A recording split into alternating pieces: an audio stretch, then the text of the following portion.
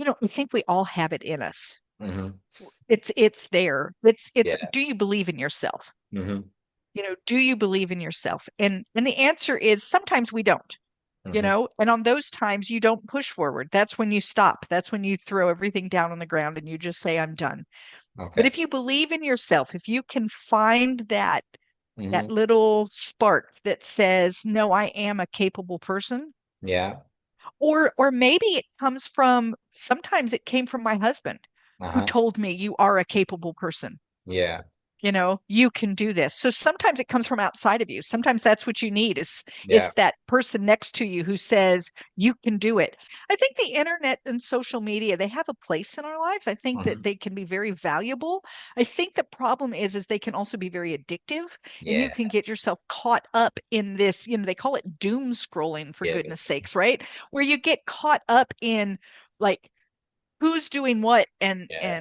and do I measure up, and all of the other things that go with it. And so I think there's a place for it, but I think that, like with anything, too much of anything is not good. That's right. Welcome, everyone. Welcome to another episode of Your Lab Central. Today, I have with me Teri Brown. So, Terry, would you like to tell our audience why they should be excited about this conversation today?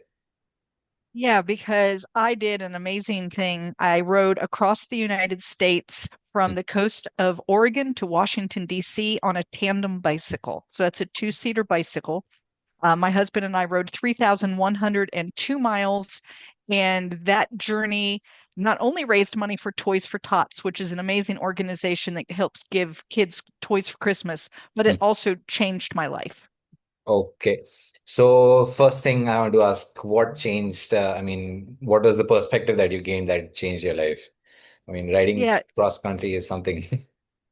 it's just crazy, right? And I am not an athletic person. That's Mhm. never been my skill set. I tell people I'm a desk jockey. I like I'm here in front of my computer 90% of the time. I enjoy the outdoors, but in a casual way, like walking along the beach. I'm not the big adventurous type. But I had been in a really bad abusive relationship for 14 years. I got out of that relationship, met Bruce, who became my husband, and I was really damaged. Like, there were a lot of things. I didn't believe in myself anymore. I didn't believe I was capable. I didn't believe other people thought I was capable. I kind of thought my life was relatively over. Um, I am currently almost 62 years old. At the time, I would have been about 54, 55. I thought I was kind of done, that I was going to be a grandma and that I would sit around and play with my grandkids, and that was going to be the end of it. I just didn't see anything else, because I didn't believe in myself anymore. So we went on this amazing adventure. And along the way, I started to realize that I was capable and Mhm. that I could do things Yeah, because I was doing things. I was accomplishing things that that's were right. well outside of my comfort Mhm. zone. And as we came up into DC, which is where we ended the ride, my husband said, "Do you see that flag? That's where we're stopping." And I started to laugh and cry at the same time. And I was just a complete emotional mess. And then I thought, "This rode across the United States on a tandem bicycle. Yeah, Do anything." yeah. So what do I want to do?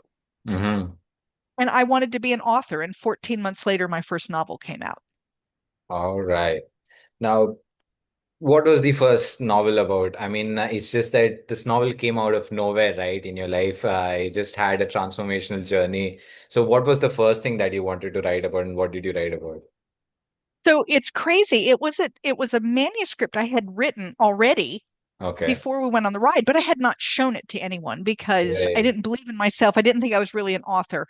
And I had two manuscripts that I had written, and I really loved the one that ended up being my second novel is the one I really wanted to push, but something kept stopping me. And Hmm. so I pushed the first one, which is Sunflowers Beneath the Snow. Hmm. And it is about three generations of Ukrainian women, starting in the 1970s and going through about 2014 when Russia invaded Ukraine the first time in 2014. The book came out 1 month before this current invasion. Okay.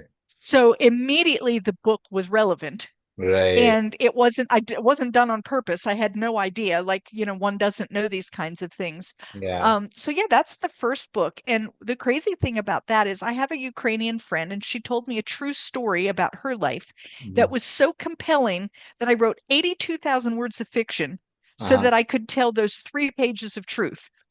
It was like, this is what happened to her, and this is my imagination as to how that could have ever happened.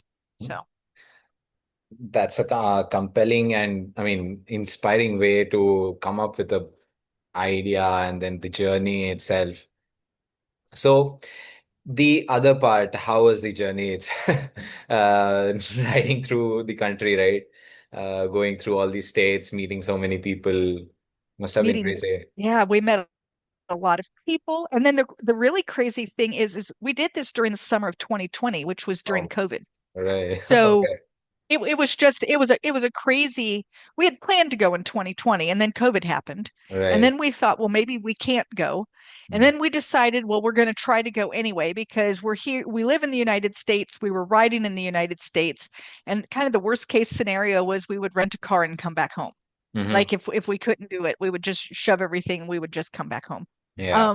But it turned out that things were opened enough that Uh-huh. we could get campgrounds and we could do other things. And so we did, and we went all the way across the United States.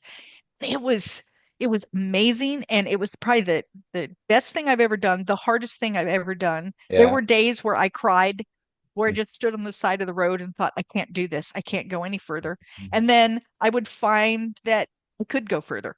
Yeah, right. Like you get rid of all of the emotional that goes with it, and it's like, okay, what do we have to do? Well, we have to go 10 more miles to get to where we're stopping tonight. All Mhm. right, the only way to do that is to get back on the bike. And you just really find your brain will stop you, That's right. and it will try to tell you, no, no, no, we're done, we're done, we're done. And if you can kind of push past that, Hmm. then you have a lot more in you than you think you do. There were a number of times where I was done. I Uh-huh. could not go any further. And yet we went further anyway. Hmm. And I just think that's an amazing thing about our bodies. We Yeah. think we're done, but if we can push past that initial idea that I can't do it, you really have a lot more in you than you think you do. Now, taking that first step beyond that, I can't do this. Okay. That's the most significant part, right? That's the most significant step that has to be taken just right after you get to the point that I can't do this. There's no more beyond this. Now, if you Right, can right. take that right one extra step, where is that drive coming from? I mean, where should people get that drive from? I think we all have it in us. Hmm. It's there. It's Yeah. do you believe in yourself? Hmm. Do you believe in yourself? And the answer is sometimes we don't, Hmm. and on those times you don't push forward. That's when you stop. That's when you throw everything down on the ground and you just say, I'm done. But Okay. if you believe in yourself, if you can find that Hmm. little spark that says, no, I am a capable person, Yeah. or maybe it comes from, sometimes it came from my husband who Uh-huh. told me you are a capable person. Yeah. You can do this. So sometimes it comes from outside of you. Sometimes that's what you need is Yeah. that person next to you who says you can do it. I was just watching a video today of this.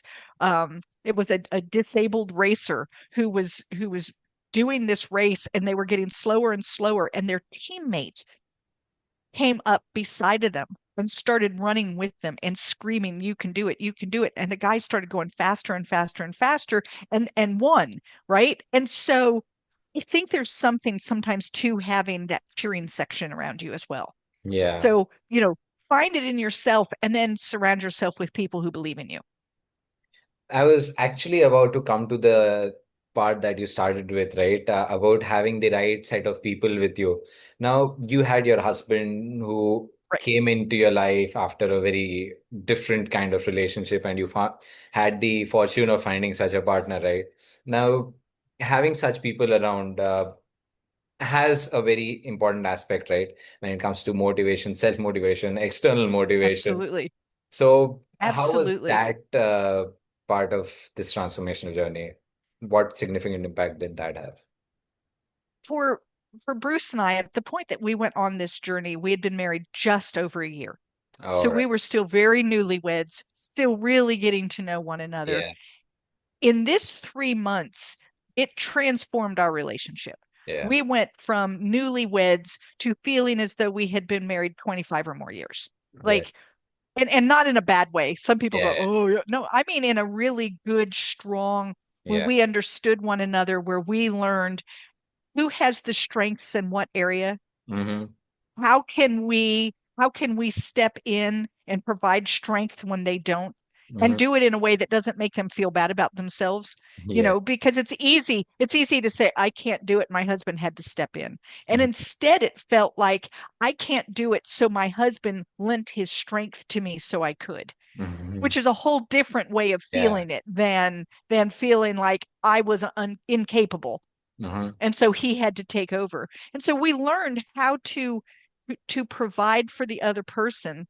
Mm-hmm. And inevitably we thought it was amazing on days where I was just really struggling, especially mentally, like I Yeah. just mentally struggling. He was not. And on days when he was mentally struggling, I was not. It was like we just Synced. flowed in sync, so that there was always at least one person of Yeah. the two who Mm-hmm. could give it everything. And if we had a day where both of us just didn't have it, we called it a rest day. Yeah. We obviously needed a break. And I think it's perfectly acceptable, and people need to understand sometimes you do need a break, and it's Yeah. okay.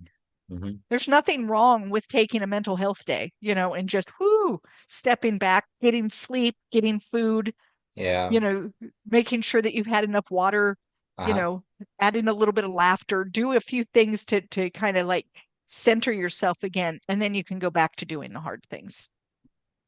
So, from the relationship perspective, right, you've seen both parts of life. I mean, I have. so from the relationship perspectives, having this transformational journey with your significant other, um, obviously you see your partner in a different light altogether through the journey and after the journey. So, can you actually simulate this with your partner, or is it something that needs to be done probably at least once in a lifetime, having something like this or an event, something of this sort? Would you suggest? You know, I think that everybody needs to try to come up with something to Mm. do that allows you to mesh.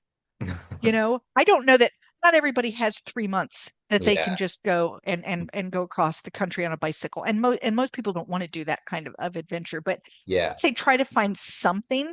Hmm. Maybe take a week vacation in which the Hmm. two of you have to do things very much together. Hmm. That you have to Yeah. accomplish something and do it very much together. Hmm.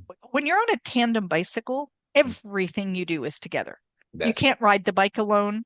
We Yeah. couldn't set up our tent alone. Yeah. We were never more than about 3 feet apart for 3 months. Everything that we did was together. We slept in small tents. We rode on a one bicycle. We cooked over a campfire. We were together.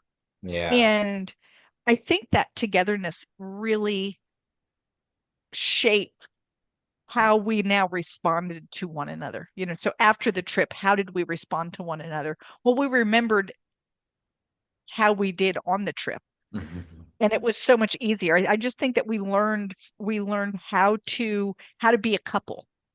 Instead of Terry and Bruce, we were Terry and Bruce. Right. And it's not that I'm not Terry alone, Hmm. but I know how to be Terry and Bruce. Yeah. Whereas I think a lot of times couples go into things and they hang on very tightly to Yeah. themselves and don't ever find that togetherness, or they go the other way and they're so together that they don't have anything separate. And I just think that there's a healthy Balance. where you have to have both. You have Uh-huh. to be able to be together, like as two people together, but you also need to be able to stand alone. Uh-huh. And we somehow figured out how to achieve that, and I love that about that relationship. Okay. I don't know. I'm really sorry if this is going into the relationship part a lot. It's all right. It's all So, right. I mean, it's just that it's so fascinating, right? People from different backgrounds and they have such stories to tell. And there's always something that you can pick on, and then they'll have something to share that is so transformational and inspirational for everybody else. So, okay. Now, since you were on this journey, were you trying to connect with other people since you mentioned that you were also raising funds through that journey, Right. right? So, were Right. you connecting with other people, or was it just that whoever you met, you asked for something and then they were happy to oblige? So we had intentions of doing way more connection, but then it was COVID and Yeah, people were really funky yeah, about, reaching out yeah. and connecting during that time. So all of the connections, most of the connections that we made were very just happenstance. You'd Okay. see someone in a parking lot of a gas station. Mhm. They would see you with your bicycle and your trailer and all your gear. And Mhm. people are curious. What are you doing? Like, Yeah, what is this? Why do you look like a small circus? What is yeah. going on here? Um, and so we got to talk with a lot of people. Hmm. Um, Often it was in parking lots, like a gas station parking lot. We Yeah. would pull up the gas station to get something to drink, Hmm. and they're getting gas in their car. And the next thing you know, we're having a conversation. Um, a lot of times, too, at restaurants, at this time, most of the restaurants weren't letting you inside. So Hmm. you would order and stand outside and wait. Yeah, Well, there's other people standing that's outside and right. waiting, and you would have that conversation. Or maybe they would have outdoor seating areas like picnic tables and other things. And so then you would be, chatting with other people. It was really interesting. During the summer of 2020, it was a very disruptive Yeah. summer in the United States politically. Lots of anger and lots of issues. And if you watched the news, prior to us going, we were almost a little afraid that we were going to run into some really bad issues. Hmm. And I'm not saying bad things weren't happening, but I'm saying we rode 3,102 miles and didn't see any of it. Ah, And the okay. people that we met weren't seeing it either. I think Okay. that the news has that tendency to pull in the sensationalize the worst of the Yeah. worst of the worst. Hmm. And it's 1% of people on the fringes that are doing Wow. these crazy things. And the rest of the country was going about their business. That's right. Yeah. And we got to meet those people. It really changed the way I felt. I had started to feel very jaded Mhm. about my country, about people in general. Yeah. Everyone is evil and horrible. And I mean, you had that kind of after this, it was like, no, everyone's Good. generally and Yeah. basically good. Yeah. Are there bad people? Well, of course there are, Yeah. but they're not everyone. And even people who don't believe what I believe, Yeah. they're out there doing life. They want the same things that I want. They want to be happy. They want a happy family. They want a roof over their head. They want to be able to provide. They want Okay. same things. And so it really kind of changed my perspective on people. Yeah. And because of that, I've actually stopped watching the news. Oh, I okay. get a news aggregate once a morning that gives me kind of the main headlines so Yeah. that I kind of keep up with what's happening. Hmm. And that's it. I pay no more attention after that. I read my headlines, I kind of know what's going on, and Yeah. then I just go about living my life because Uh-huh. I think it was doing me a disservice because I felt angry and distraught all the time. That's right. And now I don't. I just, it's like, okay, well, okay, that's happening. Great. Now I know. And then I just move on and Yeah. try to live my life and make my area of the world Hmm. where I have any influence. I try to make it the best that I know how to do. Yeah. And that's where I have influence. I don't have influence on all this other stuff. I just don't. And so instead of getting distraught, I ignore it. No, that's actually true, right? I mean, these days news channels have become like portals of sensationalized, Right. I don't know, headlines, just flickering red color, some of the other color, which grabs eyeballs, right? Same is the case with social media. It's just that, Right. uh, I mean, the internet is like they did an experiment and put 47 people on a no internet lifestyle, and then almost half of them had their hormones and stress levels go down drastically, right? Oh, I can But imagine. just by not being on the internet. I can So imagine. I think the internet and social media, they have a place in our lives. I think that Mhm. they can be very valuable. I think the problem is they can also be very addictive, and you Yeah, can get yourself caught up in this, they call it doom scrolling, for yeah, goodness sakes, right? Where you get caught up in like who's doing what yeah.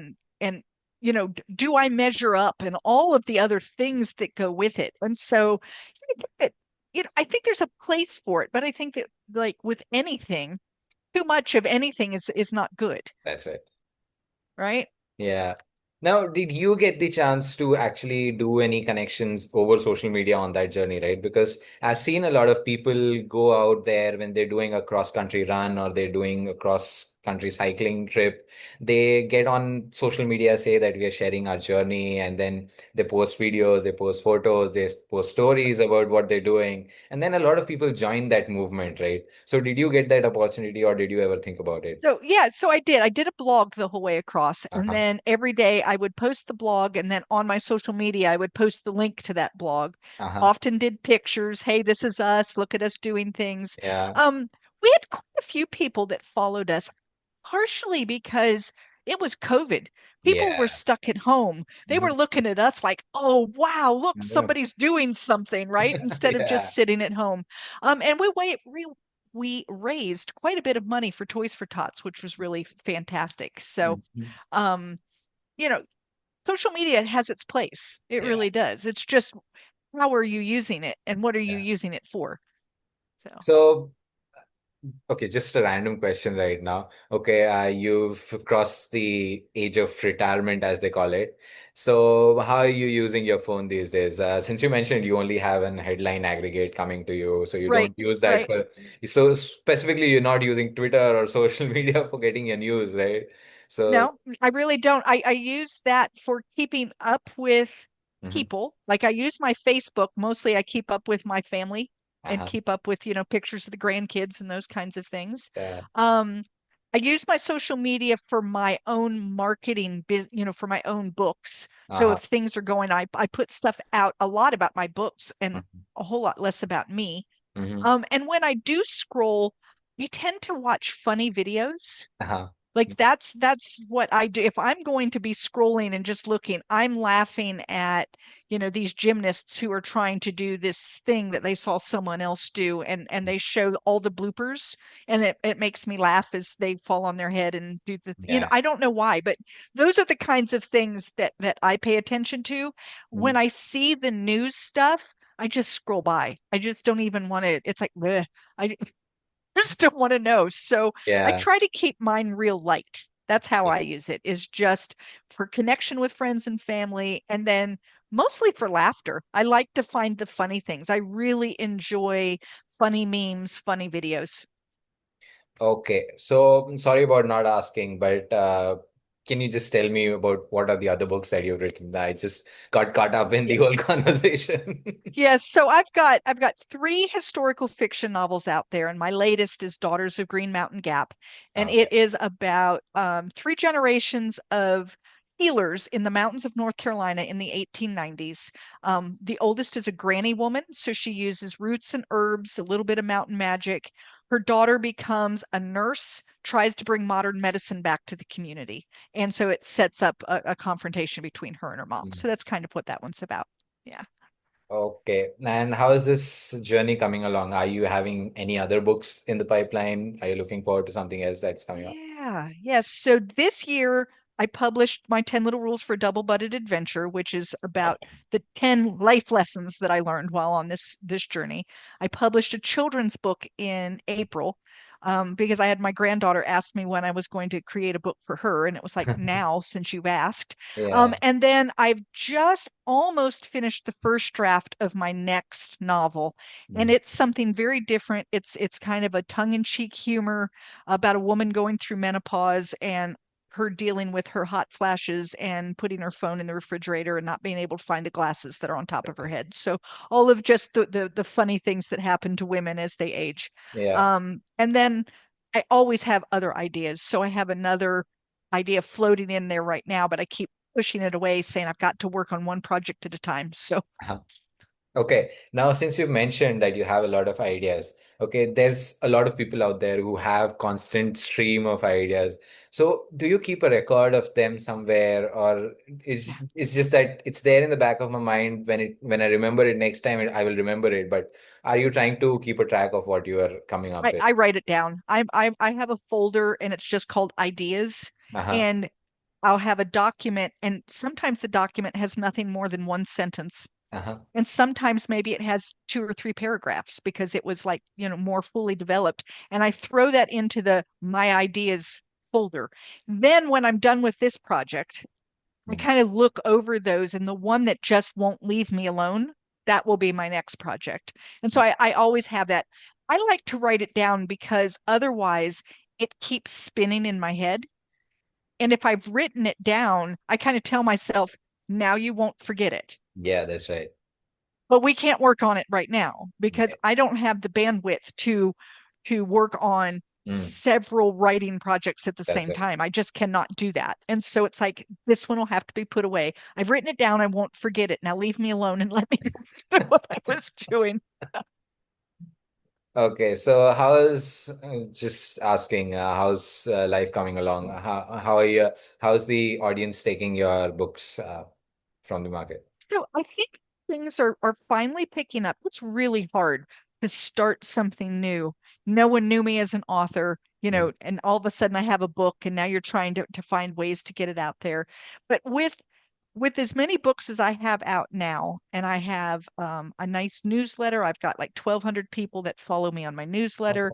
Okay. It's starting to pick up. Just today, I was so excited. I looked on Amazon. I have 8 new reviews for Daughters of Green Mountain Gap Okay. since yesterday. So that's good. That Right. that shows that people are starting to read it Yeah. more on their own without me pushing it so hard. And so, there's hope. We'll see. I would love to be a self-supporting author where my Yeah. books are what's supporting me. Right now, my books are not costing me anything, Okay. but I'm not really making it. I mean, I, I make a little bit, but not enough to live off of. And so I'm hoping that that changes, but Mhm. we'll see. We'll see what happens. So are you a self-published author or have you partnered with an agency? So I have two different hybrid publishers that I've worked with. Okay. And then I have two books that I've self-published. So I have 5 books, 6 books out there because one of them is an anthology. So I've got 3 published with one hybrid publisher, one published with another hybrid publisher, and then 2 books that are self-published. So, and I'm willing to do publishers and go that route. If I don't find a publisher, I'm also willing to self. So Yeah. I just I keep all my options open at this point. And any suggestions for budding writers as to what should they be looking, what should they be specifically targeting? Should they be specifically targeting publishers or go hybrid or do self? I think it depends a lot on what you're looking for, how Okay. fast you want it to happen. If Hmm. you go the traditional publishing route, it takes a long time. Yeah. By the time you get an agent who Yeah. then gets a publisher, and Mhm. then the publisher says yes, and then you do their whole process, it can be 2, 3, 4 years Right. from the point that you start. Whereas if you self-publish, it can be done once you've got the book written, you can self-publish the next day if you wanted to. I wouldn't recommend that, but I mean, you could do the next day. So it depends a lot on timing. It also depends a lot on how much control you want. Hmm. Because when you sign with a publisher, you sign away a lot of your rights. Yeah. Whereas if you do self-publishing, you retain all your rights. And Mhm. then there are many variations in between. So you just kind of have to look and say, well, what is the best for me? And you can't necessarily I can't say that for everyone. You have to Yeah. kind of decide for yourself. Um, but if I were going to tell a budding author something they need to do, it's start writing now, don't wait. A lot of people wait and they say, well, when I have taken a class or when I go ahead and start now, because you don't get better writing by thinking about it.